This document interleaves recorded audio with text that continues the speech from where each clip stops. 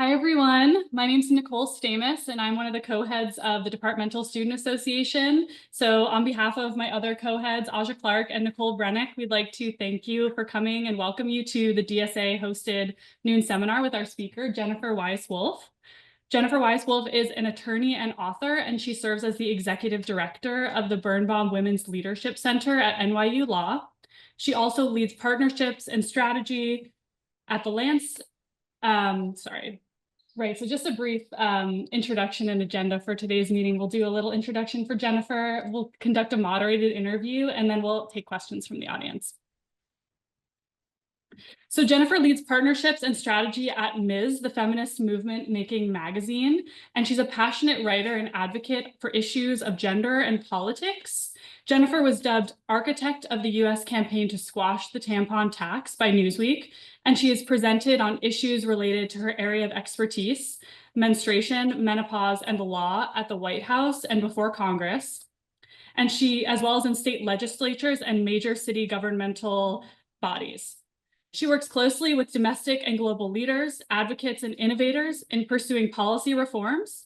And her 2017 book, Periods Gone Public, Taking a Stand for Menstrual Equity, was lauded by Gloria Steinem as the beginning of liberation for us all. She authored the 2025 Citizen's Guide to Menopause Advocacy, featuring a foreword from advocate and journalist Maria Shriver. She is now writing a book inspired by the Citizen's Guide to be published by Hachette US in 2026. Jennifer's scholarship and writing have been published by the NYU Review of Law and Social Change, the Columbia Journal of Gender and Law, and William & Mary Journal of Race, Gender, and Social Justice. Her writing and work have been featured in the New York Times, the Washington Post, Los Angeles Times, Time, Cosmopolitan, Harper's Bazaar, Oprah Daily, NPR, PBS, and MSNBC.com, among others. She's a regular contributor to the popular Substack, The Contrarian. We are so grateful to Jennifer for her time and excited to discuss more with her about these important topics. So please join me in welcoming Jennifer Weiss-Wolf. So this is a little bit different because we know that guests usually come and lecture, but today we thought that we do an interview, which is a little different. So hopefully you all enjoy the format and get to give us feedback afterwards. So Jennifer, again, thank you for joining us. We're really excited to have you here, especially given the time that we're in and us all as public health people trying to learn how to be more effective public health people and teaching others and sharing our knowledge. So the first question that we have is, can you tell us a little bit about how you got started in this work? What drew you to this space early on, and were there any unexpected turns that shaped your path? Okay, so first I'm going to say hello to everybody. I have this fear that I'm like a very big face on a screen right now, which I'm really glad I can't see. I will continue looking at my own little box of my face here. But I keep seeing you turn to the screen. That's making me nervous. Oh, no. But I'm really, really glad to be here. I love speaking with public health students and communities. To some extent, even more than within the legal community, I think, where sometimes my work is like less understood, or it's hard often for folks to think about in the legal and scholarship community stepping out into what it looks like to advance public health narratives and public policy that can achieve that. So anyway, I'm really, really glad to be here with y'all. And I think the question was how I got started, right? So I'll dive in there. So it's 2025. I feel like 2025 is already progressing in those like dog years. Like it could be 6 years already since January. But I started doing this work. I've been involved in women's health and a reproductive health and justice advocacy most of my career, but really took on starting with menstruation about a decade ago in 2015. And I think like a lot of people who find themselves advocating around menstruation, it was a little accidental. It wasn't really planned.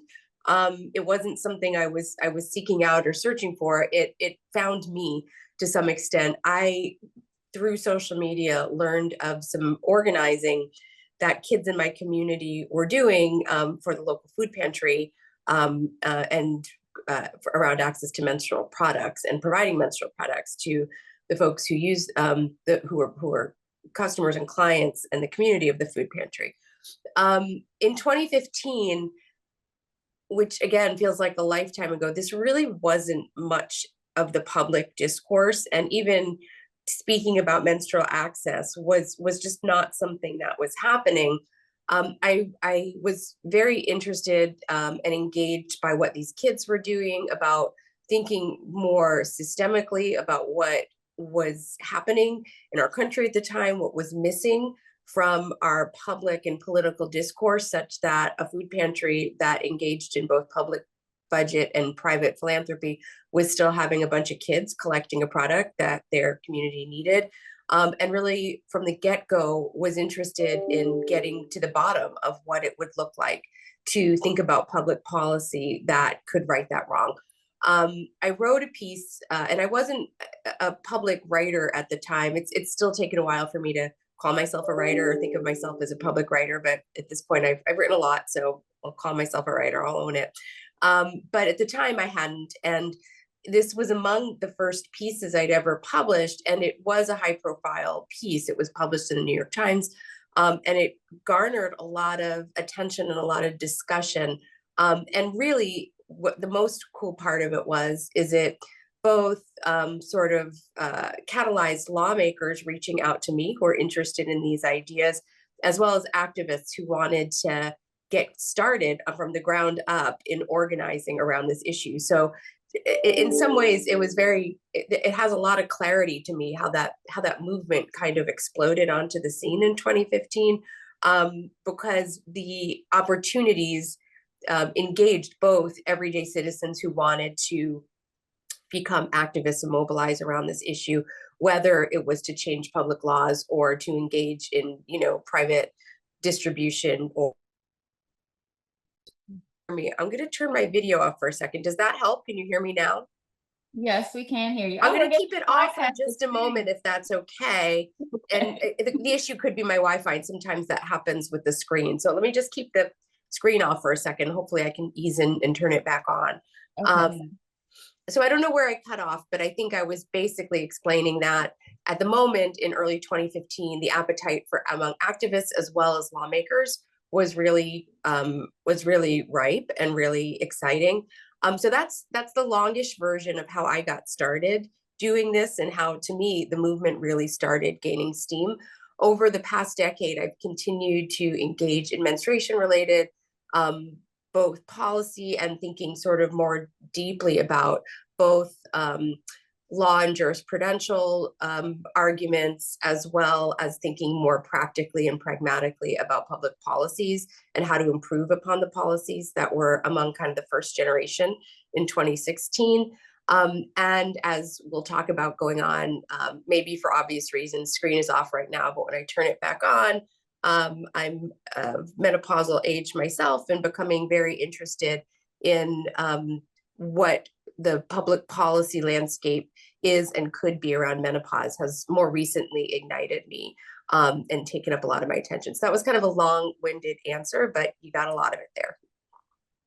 That's a very important context, and thank you. You actually spoke about when you first started being happy to be speaking to a crowd of people who work in public health. And we know that your work crosses so many different areas and discipline.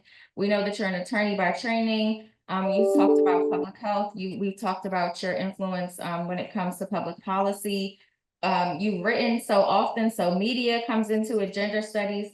So what has it been like to work in such an interdisciplinary way? And have there been challenges or moments where that approach has paid off? Yeah, that is such a good question. I mean, to start, it's the only way I think I know how to work. I know I have a title here at the law school at NYU, and I do lead the Women's Leadership Center here. But that said, I don't actually consider myself a scholar or an academic. I very much consider myself an activist first.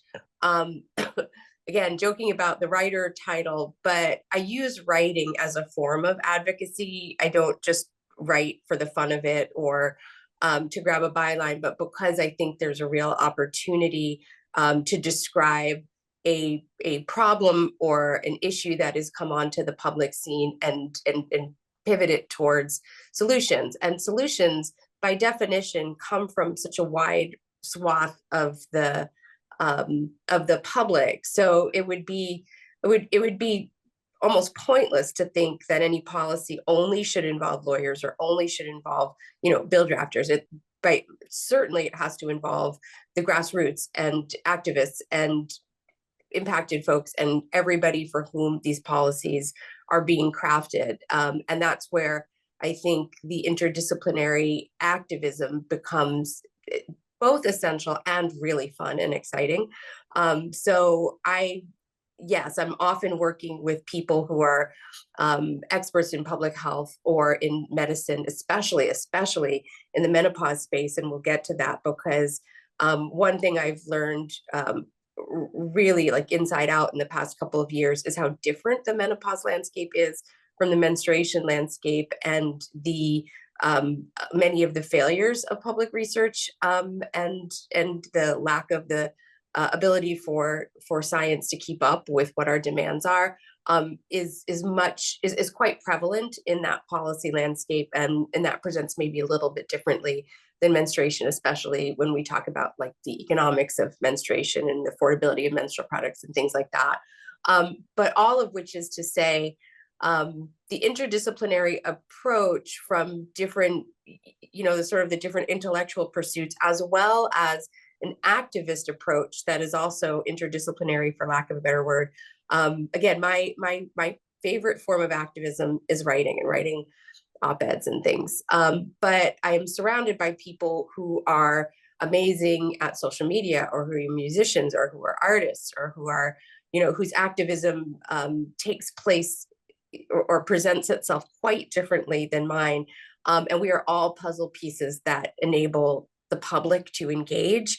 And ultimately, public engagement is probably the most important ingredient for successful policy. So to me, that's like, it's not a nice to have, it has to be done that way. And it makes it much more fun too. I'd be dreadful to always be in a room full of lawyers. So I'm really glad to be surrounded by people whose experience and expertise and contributions can look different than mine. Thank you. That's very helpful. So I know, as you know, we're at Johns Hopkins University, which is situated in Baltimore. And as academics, I think that sometimes people may struggle to find ways to connect with the public, to connect with the populations who we seek to ultimately improve outcomes for, and allow them to live flourishing and happy and healthy lives. So I'm wondering if you, over your career, you talked about how you've been able to engage. I'm not looking at the screen because she told me that to.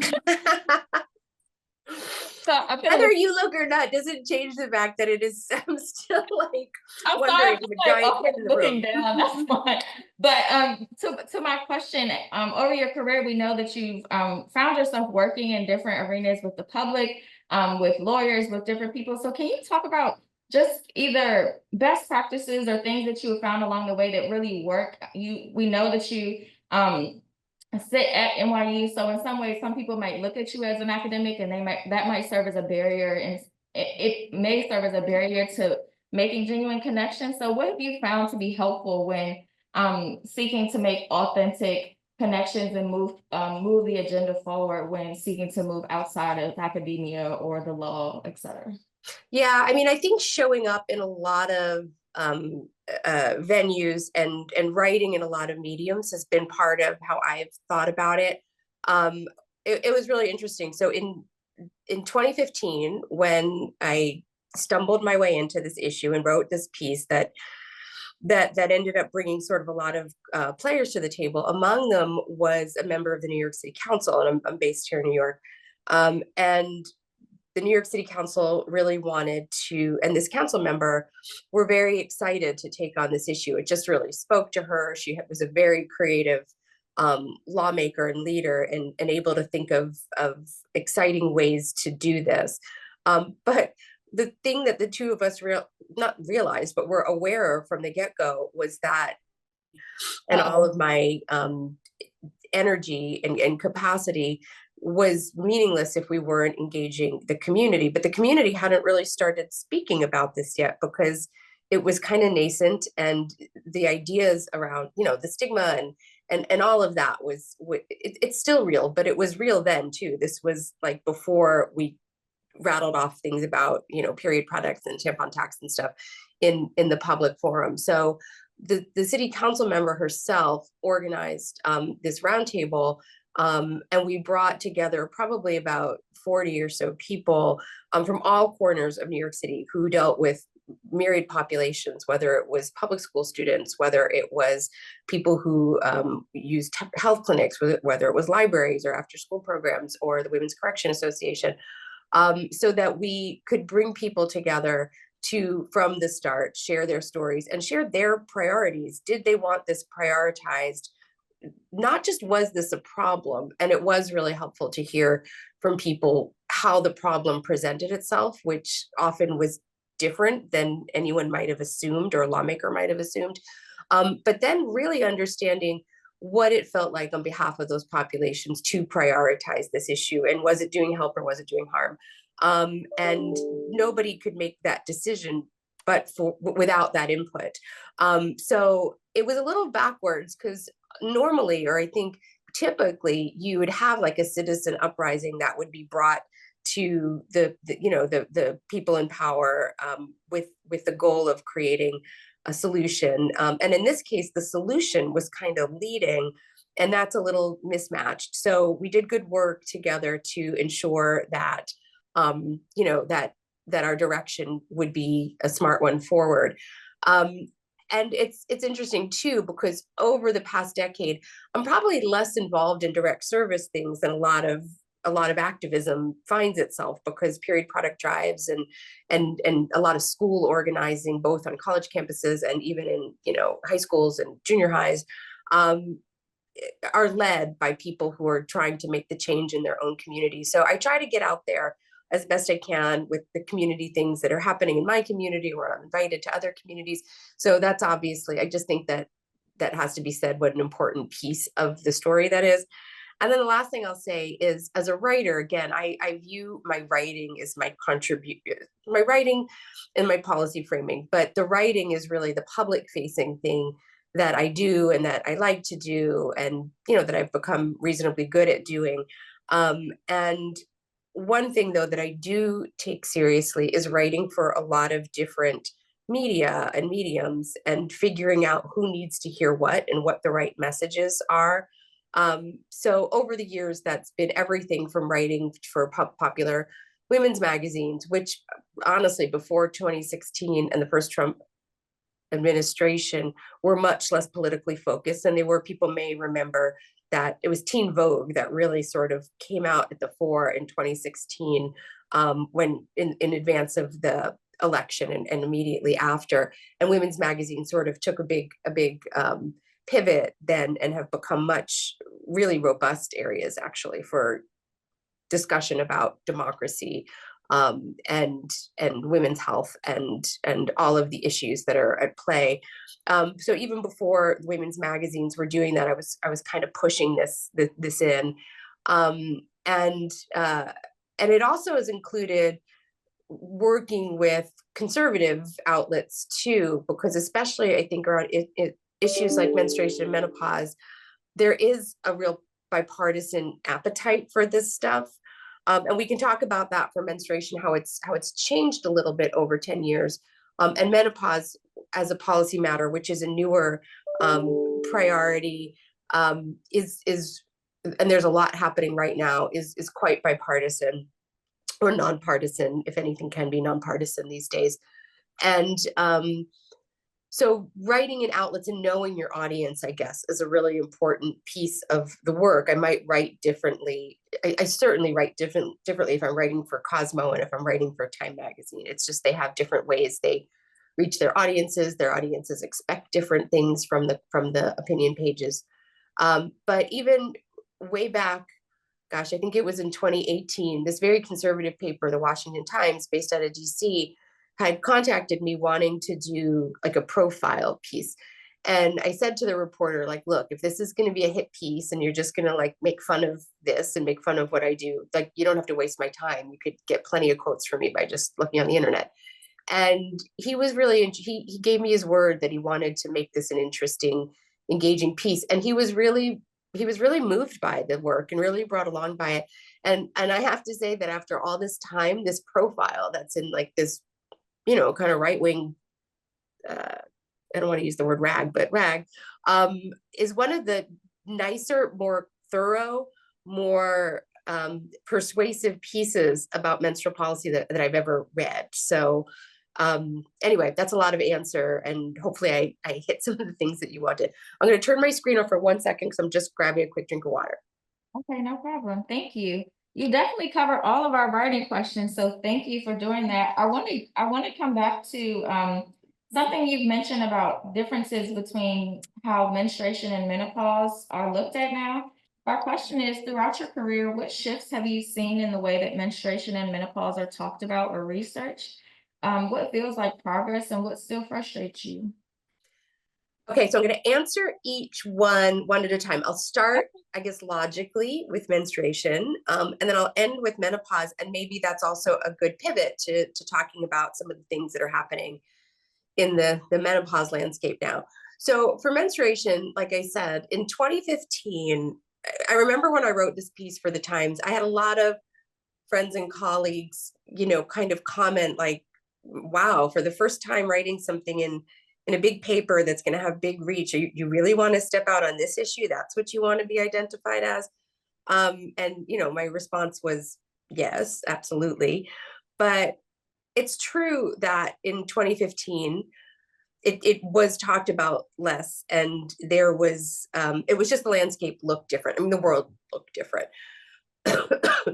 All that said, it's changed. So that's changed dramatically. I would say that you could all be the testament to how different it is now. It is not unusual to see mainstream news coverage about menstruation, and not just around sort of the bread and butter policies that became sort of known with this movement, like the tampon tax or period products in schools, but just really interesting articles about health concerns, about normal menstruation, about abnormal menstruation, about what kind of research is needed to understand how menstruation affects multiple aspects of our lives.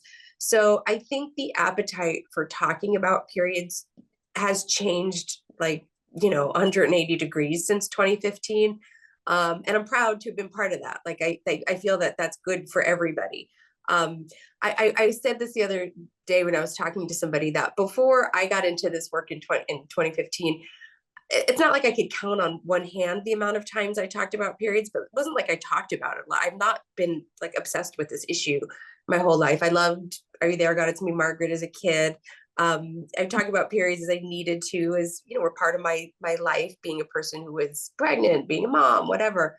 But since I became an advocate and a writer in this space, for 10 years, I've now talked about this issue exponentially more times, millions, zillions, in front of a wide variety of audiences. And it's also changed my life for the better. So it's not just that the world is better for talking about this, but personally, I feel like it has created relationships and opportunities and conversations and things that I never would have seen and never would have learned, and places I never would have gone had I not talked about this. And I mean, because I've gotten to travel and meet people who do innovative work in India, in Nepal, in Kenya, in Europe, across the country.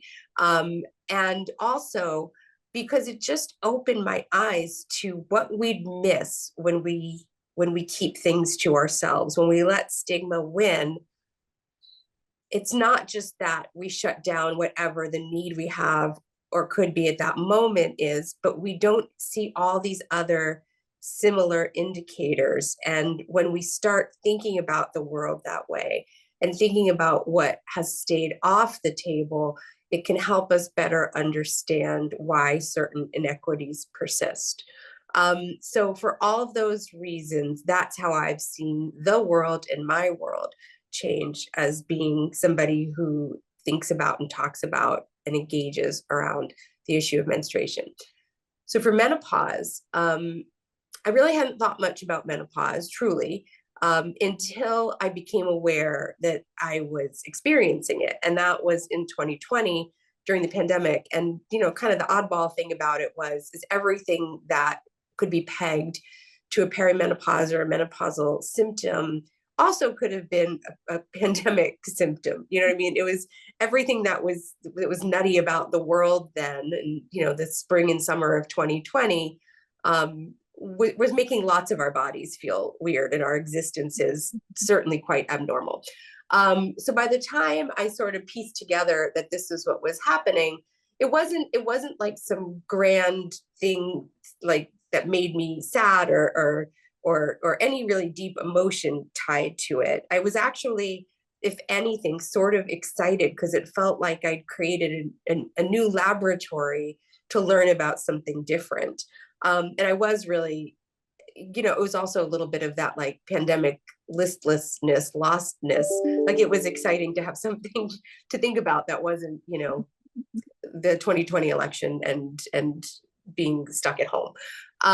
So I started, it was different than a menstruation where like the world was excited about things, this issue, and I was too at the real time. In this case, I was sort of toiling quietly on it, not realizing there were a lot of other people out there also planning ideas and innovation around menopause. And somehow, like another bolt of lightning, just like it was in 2015 into 2016, that happened again in 2021, where by putting myself out there as somebody who wanted to talk about and think about and brainstorm about the future of menopause, I found myself in the company of really interesting, innovative entrepreneurs, doctors, and also people who are, creating conversation through other kinds of mediums. Especially as it happens, there are a lot of folks who are creating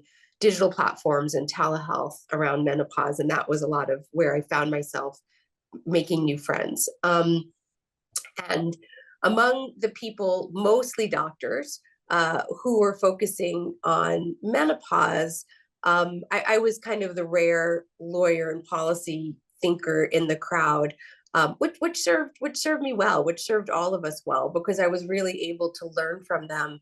And more recently now, over the past year or two, have been able to take everything I've learned from them and translate it into a public policy agenda that is now having sudden, really robust traction, if you can believe it, and I'll explain.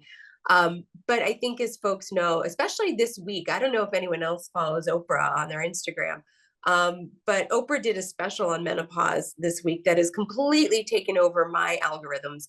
And I feel like all I'm getting is menopause content everywhere I look.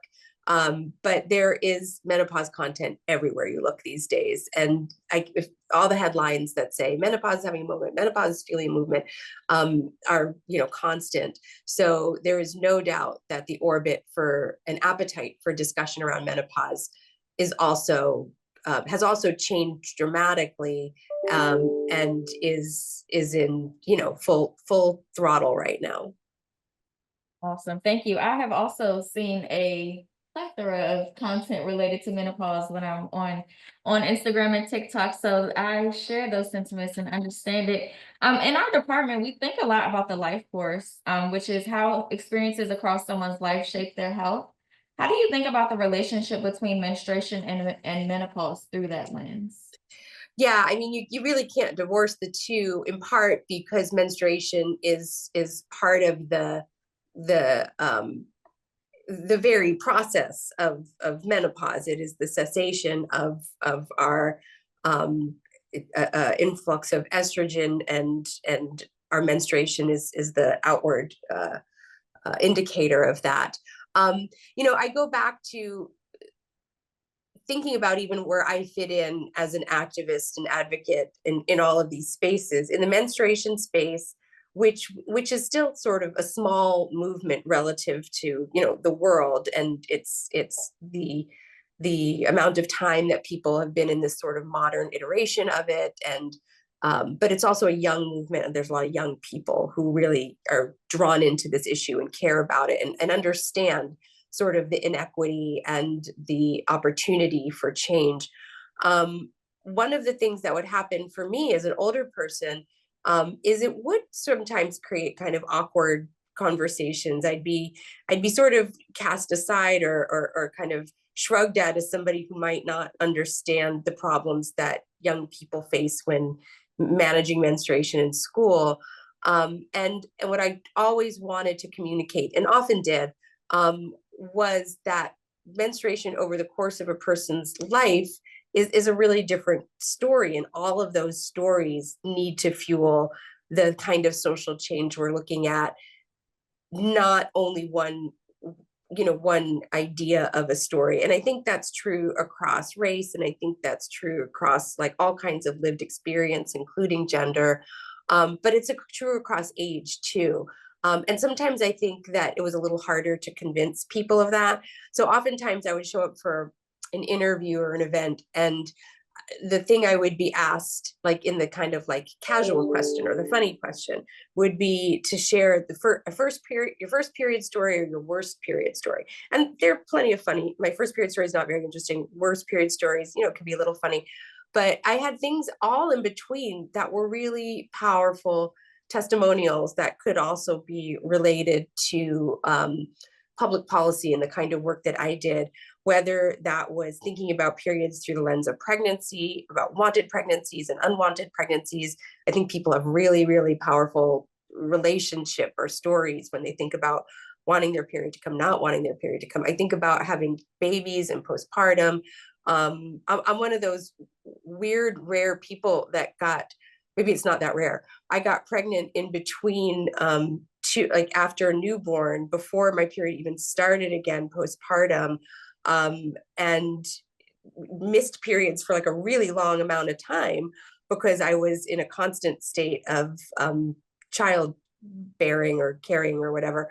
So I got interesting stories in that realm too. And then certainly as my body emerged into its perimenopausal and then menopausal state, periods were part of those stories too. So all of which is to say, I don't even remember the question anymore. See, it's fun to talk about periods. But the connectivity between the two is potent. I would love to see a world where young advocates and activists who care about menstruation related policy want to commit themselves to menopause policy. And I do think they do. I don't think that's like a big ask or a hard reach. I think people are actually super interested in this. And similarly, I hope that in the menopause sphere, as the public policies start to get traction in Congress and state legislatures, there was a lot of forward movement in the former White House. Where that will stand now, I'm going to say optimistically that I think it's an open question. I don't think it's off the table. I also don't think it's as promising as it was, but there are other avenues to pursue, especially in state legislature. So I hope that some of the energy, using the word adrenaline and energy, I came up with a made up word, but all the momentum that fueled menstrual policies over the past 10 years and made it so that it felt inevitable that one state after another would make period products available in schools, would eliminate the tampon tax. I hope that will start to happen with menopause policies too in the states. So there you go. Again, another long answer. Hopefully I answered it. Thank you. We actually have two more questions. So the first is, you've done such a thoughtful job of bringing your work into the public sphere.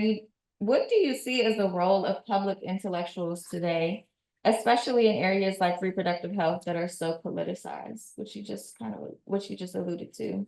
Yeah, I mean, if by public intellectual you mean the academy, there's obviously an extraordinary need for people who think about, write about, and fuel the kind of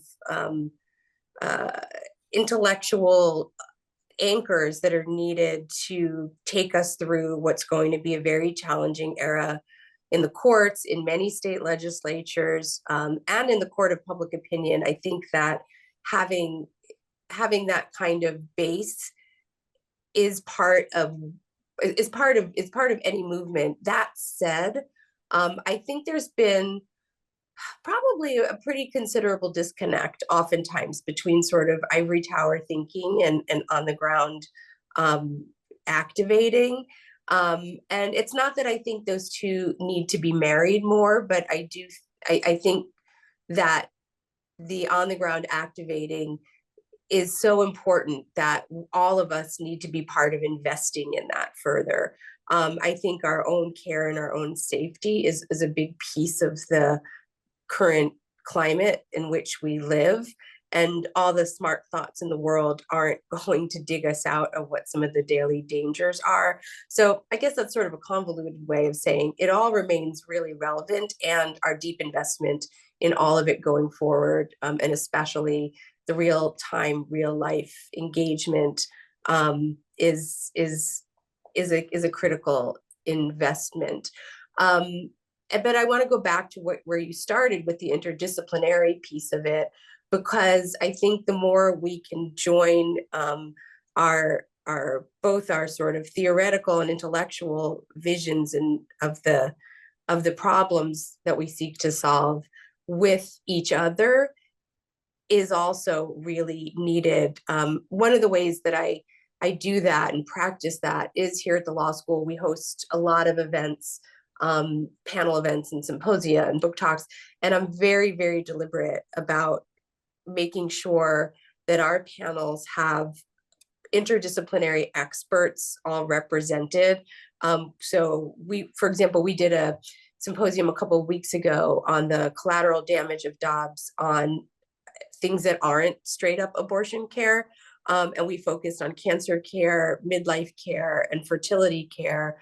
And each panel featured a physician, a legal academic, an impacted person, and an advocate or activist. And it makes for really generative both conversation and things that people can walk out of the room with. So that's one way that I think about the roles of all of those disciplines. Thank you. Finally, for the students and early career folks in the room, what's something that you wish someone had told you when you were first getting started in this work? The thing that I wish somebody had told me early in my career is that you can have a lot of careers. If you had asked me as a law student or recent law graduate, if I thought the most impactful and exciting and meaningful part of my career was going to happen when I became a late 40 something, and it was going to be talking about periods and menopause, and it was going to bring me all of the sort of bounty one would hope for in a career in terms of the kinds of the variety of work I got to do, and the way that I got to do it, I would have thought you were not real. And I think about all the little things that sound like checkpoints in a person's bio. I love writing so much. I sometimes still joke, like, if I could have done my career over again, I would have been a columnist. But I kind of am. I get to write now all the time. I actually do write once a week now for this Substack, and writing once a week is way harder than I ever would have thought it would be. But the idea that I'd be able to mix all of these disciplines in terms of doing things that are more journalistic, doing things that are more public policy focused, doing things that are, more public facing in terms of organizing events or participating in events. I wouldn't have thought that there was a path that could bring all of that kind of work to my life. So that is something that I'm glad to share, that, like, for people to have faith about. And it might not happen at once, and sometimes you do have to, climb the ladder a little bit, or do some things that kind of fill your toolbox. But to really keep an open mind about it. The other two sort of advice things I'll share is, I'll joke with friends or colleagues or even my own kids that I have like a 95% miss rate. Like, I try a ton of things, it doesn't all stick. So you have to sort of be creative and brush yourself up and have resilience, and also kind to yourself. Like, keep going, keep trying. And also, it's going to sound hokey, but like, if you believe in something and like sort of believe it to your bones, you should really just be very bold about who you start conversations with about it. When I've wanted to write or bring an idea to the fore, I've not been afraid to reach out to people, like, quote unquote, above my station, and say, hey, I think this really strongly, and I think you would be a great person to talk about it. Sorry, my phone is making noise. It never rings, and it was making really weird singing noises. When I pitched the first piece to the New York Times, I didn't pitch it like the way somebody would properly pitch an op-ed. I wrote to my favorite columnist, Nick Kristof, and said, I think you would want to talk to me about this because I've seen you write about this a lot. And now I'm thinking about it, and this is what I've discovered. And do you want to talk to me? And he wrote back, he didn't really want to talk to me, but he said, do you want to write about this? I could get this through for you. So it was, I'm glad I did. Like, the worst that was going to happen is he wasn't going to write back to me. So those are some of my things I wish people had told me. And I guess the last thing I'll say, this is just like a life 101-ish type thing, is you can do a ton of things in a career path, in a life, in a series of relationships, but you can't always do all of them at once, not in one day, not in 1 week, not even in 1 year. So to just like pace yourself, it's all okay. You'll get there.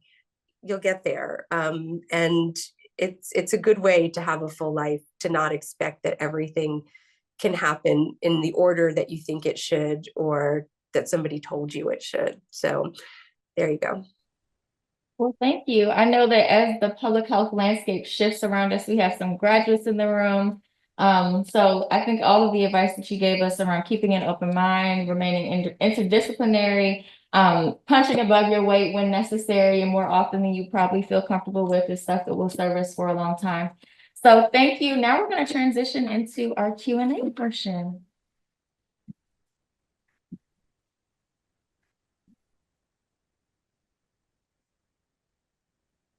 All right. Hello, everybody. Are there any questions that we have in the room before moving online? Can you hear from this microphone? Yes. Yes? Cool. Hello? Oh, yeah.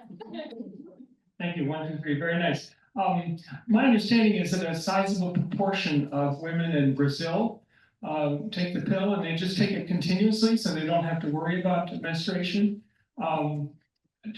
So 2 questions go with that. One is, to what extent you've worked internationally, you mentioned, to what extent does that make sense for other places?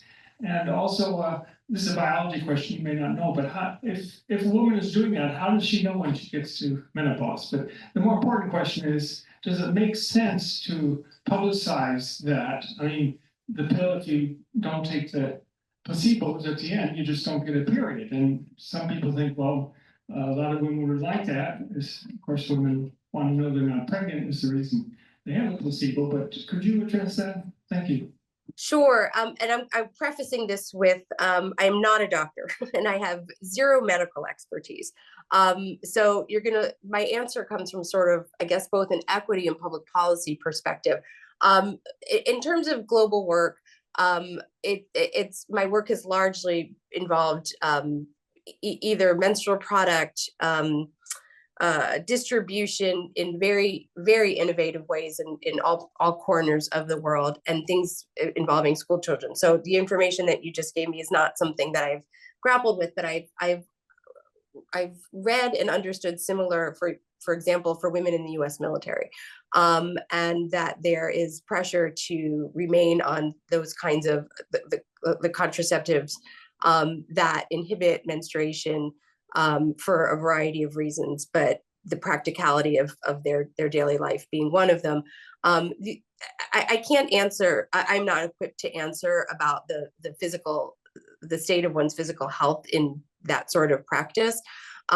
But I will say that we certainly know there are risks, and certain forms of hormonal birth control in particular are not safe for everybody. So I would only want to envision a world where if people are making those kinds of choices, they're doing so with the full array of information that they deserve.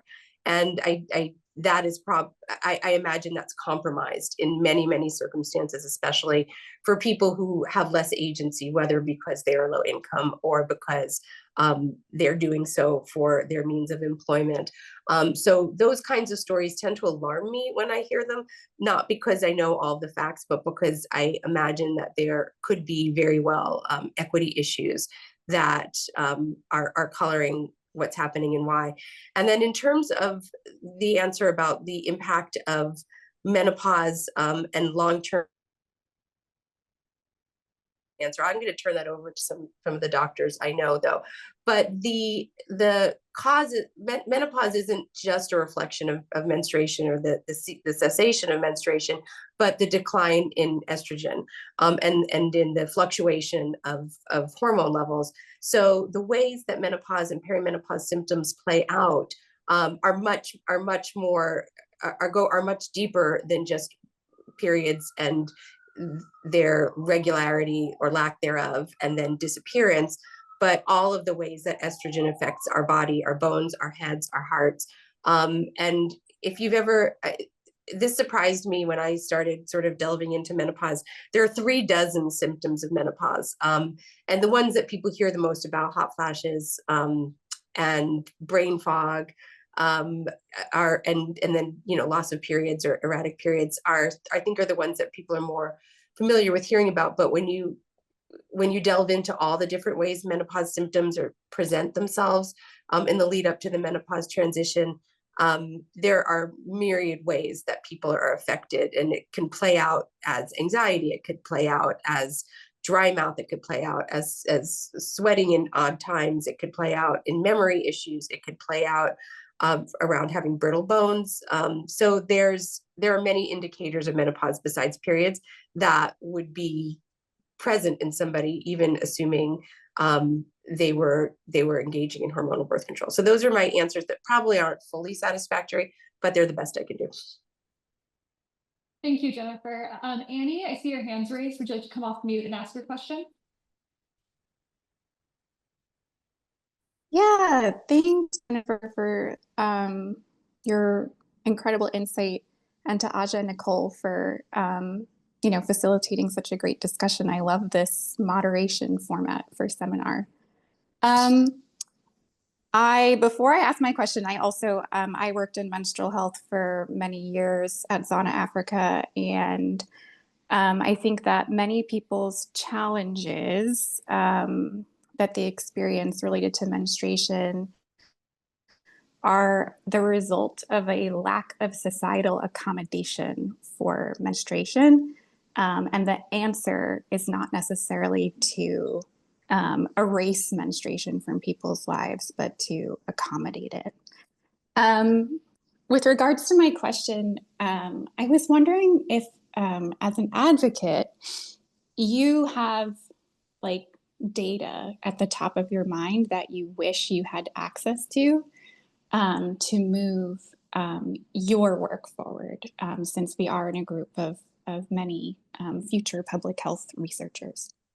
That's such a good question. And thank you for the reflection also about accommodation of menstruation and your work for Zana Africa. I was on the advisory board of Zana Africa early on and know the team there well, and got to visit with them in Kenya at their headquarters in Nairobi several years ago. And then, so the data is a great question, because what's super interesting about the policy trajectory has been the use of data and how it's been translated. So when New York City, for example, introduced this first slate of bills that passed in 2016, and that really ended up sort of becoming the catalyst for many other states and municipalities in this country to take on this issue, there was no data. This was the first time this had happened in the US. It wasn't the first time it happened in the world, but it was the first time it happened in the US, and there was no data. And there was just a really kind of bold, badass legislator who plowed ahead and said, well, of course, there's no data. No one's done this before. So we need to do this so that we can start collecting data. It was like a little bit of a chicken and an egg. And that worked in New York City. It didn't work everywhere else, where maybe budgets were tighter and the need for cost benefit analyses were greater. So it didn't have like permanent utility even early on. And now 10 years in, I would say it's like as often as not that a state legislature in particular will want data to back up the benefit of what they're doing.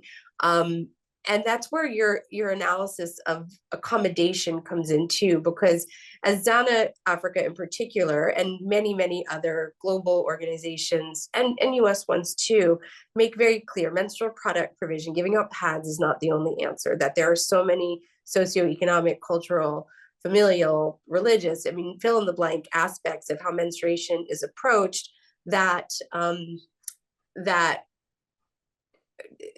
I think it's pretty universally agreed that pads themselves are far from a singular solution, which is how, I'm not going to say unfortunately, but US policy is a little two dimensional. You can't like cover everything with a simple bill or a simple budget line. So threading that needle becomes really tricky. And I think that the combination of quantitative data about what is helpful and useful combined with qualitative data about why is really helpful, so that we don't just throw the quantitative data out as not enough or not useful enough, and we don't do it to ourselves, even worse.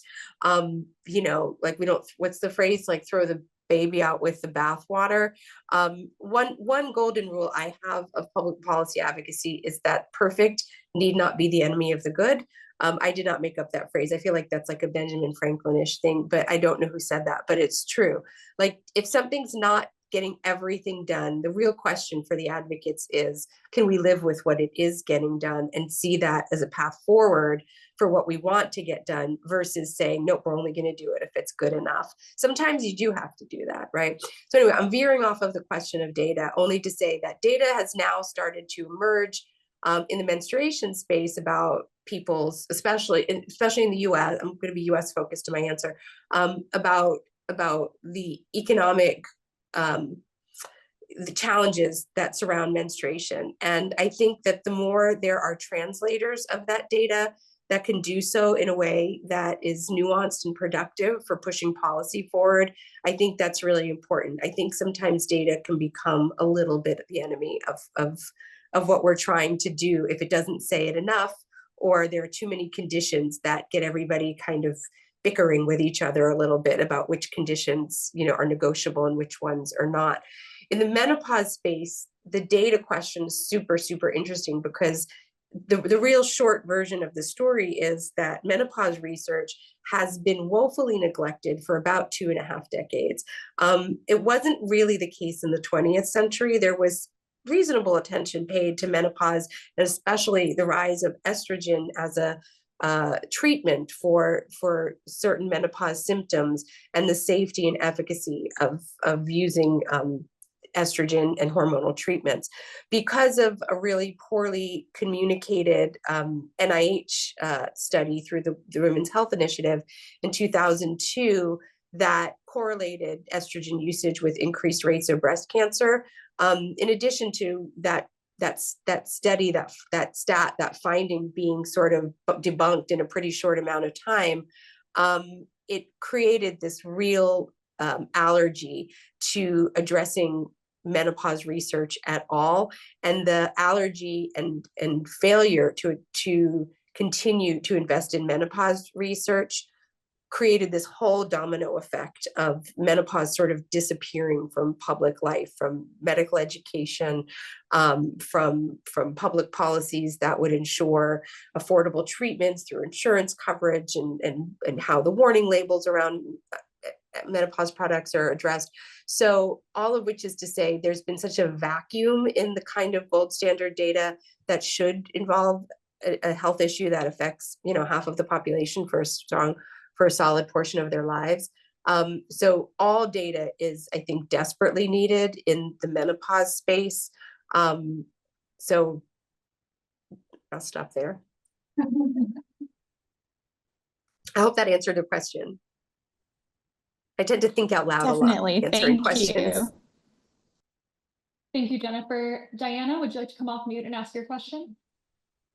Yes, thank you very much. I just wanted to say this is incredibly insightful, and I second my colleague saying the format is amazing, definitely, of not having the usual slides.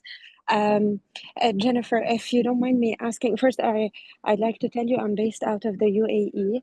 I'm a pharmacist. I've been in government affairs for quite some time, and recently, my boys actually go to the American School of Dubai, which is the only authorized one. And recently, as part of one of the projects that I'm working on, I was able to identify a gap in terms of the general health education, and particularly around, menstruation and the sex education that is given. And, again, at the ASD, at that school, which to me, not because my boys go there, but it's one of the best schools around here. So it was kind of like, oh, wow, kind of a shock. So I just wanted to see if you have any kind of, I call them pearls of wisdom, if you can share with me in terms of any advice, any recommendations on how you would approach something like that. Mind you that the government over here, the KHDA, who oversees the curriculum all throughout all public and private schools, they're definitely a fertile ground for anything that is progressive in nature in terms of discussions, etc. So what struck me is from an interview that I was able to conduct with grade 11 and grade 12 students, that, the way they approach the sexual education is more of, optional thing, surprisingly, and, they bring over their parents. So it's definitely, apologies, I was walking outside. So it's definitely more of, like a cultural consideration because of the cultural sensitivities, which, I mean, if you ask me today, like I said, they're a fertile ground, and I don't believe it's much of a stigma or a taboo anymore. So my question to you, would you have any advice on how to approach it in terms of, would you approach the governing body first, or would you approach the schools first? Just to get your insight about the health education part of it. Yeah, that's a And real, thank yeah, you so much thank you. for sharing that. And it as sort of like a comparative matter, sex ed in this country is, I'm sure I don't have to tell you all, is it's a giant patchwork. It's lacking considerably in some states. It's inaccurate in many.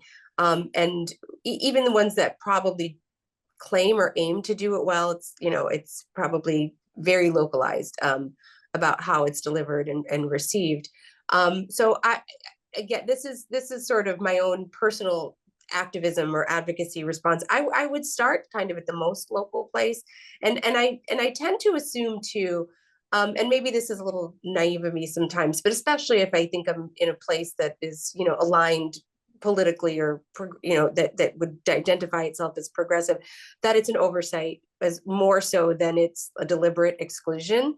And I think that just like the activism has had such a kind of robust, energetic response, generally these kinds of requests get met with a decent response too. I'm going to actually just share kind of an analogous story, not to go off on a tangent, but it might be helpful.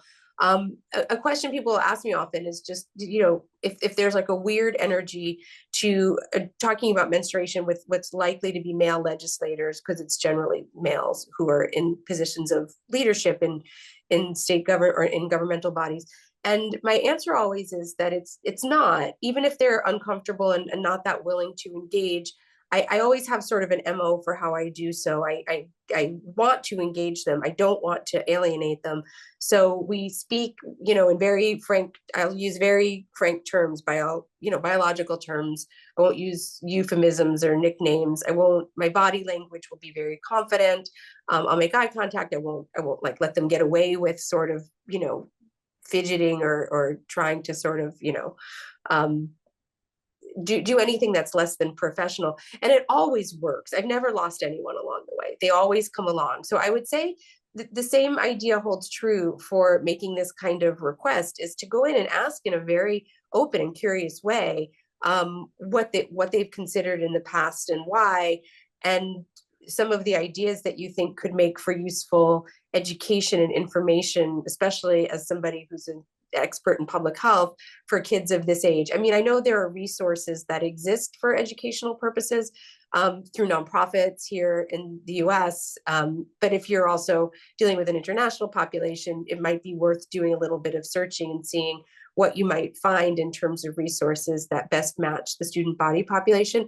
But I think that starting locally is a great way to start, because I think you're more likely to get a good response and an engaging response. And then when you have the school doing something that can be,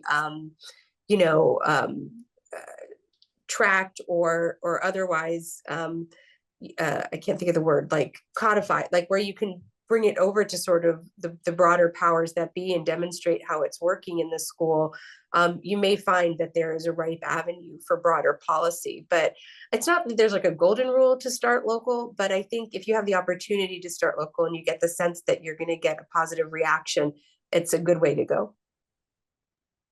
Thank you so much. All right, thank you, Jennifer. So we probably only have time for one more question, but in case people have more questions that they weren't able to ask, would we be able to pass around your email to Yeah, of course. department? Great. Asta, would you like to share your question? Thank you so very much. Hi, Jennifer. This has been so insightful, and it really, when we talk about like getting a life course perspective to a biological phenomena, but then also how social factors play a role in how you experience these biological phenomena. Like, you really brought a very, very, very nice perspective to that I haven't seen in a very long time. So thank you for that. Thank you. Yeah, I think so. Just as a background, I had evaluated for my dissertation looking at menstrual hygiene and looking at whether social behavioral change communication programs affected menstrual hygiene in India. When was it, in 2018 or something? And I remember at that time, one of the things that really popped up was this notion of restrictions and what are the social restrictions. And then later I had written an article on how these restrictions affected women in the US and Canada. But my question is, I think one thing that is really lacking is how the experiences of menstruation as well as like puberty as a whole, for those who identify as trans individuals and who are transitioning, especially during adolescence, who are transitioning from being female to male or male to female, and the role of hormone therapy in terms of their lived experiences. I think that was the question I had in the chat. But at a broader perspective, one thing that I have been in the weeds of like understanding intersections between violence against children and violence against women, and I do think that many of the factors for both menstruation as well as menopause are very similar, especially when we're thinking about these social factors. We're at time, so Sorry. we're going to move the question over to Jennifer now. Yes, sorry. Respect everybody's time. Thank you. So it's, I mean, I'm not sure what the question is, but I'll at least part of my own experience in organizing is that I think in the menstruation space in particular, because again, it's a young movement, young in age, young in duration so far, there has been a real inclusivity about to ensure that trans folks and trans kids especially are considered in how all of the policies are implemented. It plays out in ways that are sort of, not necessarily the most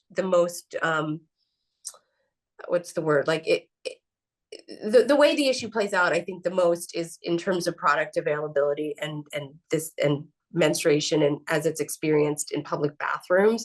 But that is actually, a conversation that is rather prevalent in this country, and it's certainly been the target of policies on the part of this administration and in state legislatures for many years. And I think just that there's a movement that is sort of showing that inclusivity and intersectionality in its approach is a really important template overall for needed in this moment where we know that many of the attacks that we're seeing and are going to continue to see on trans people are reflective of a much broader agenda that this administration has. So I'm very enthusiastic for the menstruation space to lead by example in that approach. In terms of discussing sort of the benefits of hormones and hormone therapies among the different populations who use them. Again, I am not a medical expert, so you won't get that much of value for me there, but there is a clear understanding in much of the menopause advocacy now in thinking about how to thread those needles, both in terms of how public policies are framed and how care is delivered. At least in terms of the medical community that I engage with. So that's, I guess, the most of an answer that I can give from my own experience. I don't know if that's answering your question, but happy to continue to hear more about that from folks in the room if you want to follow up with questions or thoughts. On behalf of PFRH, we'd like to extend our greatest thanks to you, Jennifer, for joining us today. Thank you. This was really wonderful. You have great questions, and both in the Q&A and after, really, really glad to be with you all. And I love the Q&A format too, not having seen your former lecture format. So I'm 2 thumbs up for it also. Well, thank you again. And then before everybody leaves, we have a couple of announcements. See if I can bring that over. Okay. So PHSRJ, is hosting the period end of sentence on April 23rd at 5 p.m. in Page Hall. They are also partnering with Source on a menstrual hygiene drive from April 14th to 25th. And you can donate new menstrual materials in collection boxes around Wolf Street. Let me see if I can keep on moving this over. Beautiful. And let's move on to the next one. Let's get our machines stocked too. They're empty, always. Well, Just a thought. that's a good thing to bring up. I wanted to ask next steps for you. And then there's the Menstrual Health Journal Club that's co-headed by our 2 DSA reps from the PhD program. And then we also have coffee and carbs coming up, so keep on the lookout for that. And finally, a graduation celebration is coming up on Wednesday, April 30th, and we'll be holding that at Patterson Pins. All right, thank you, everybody.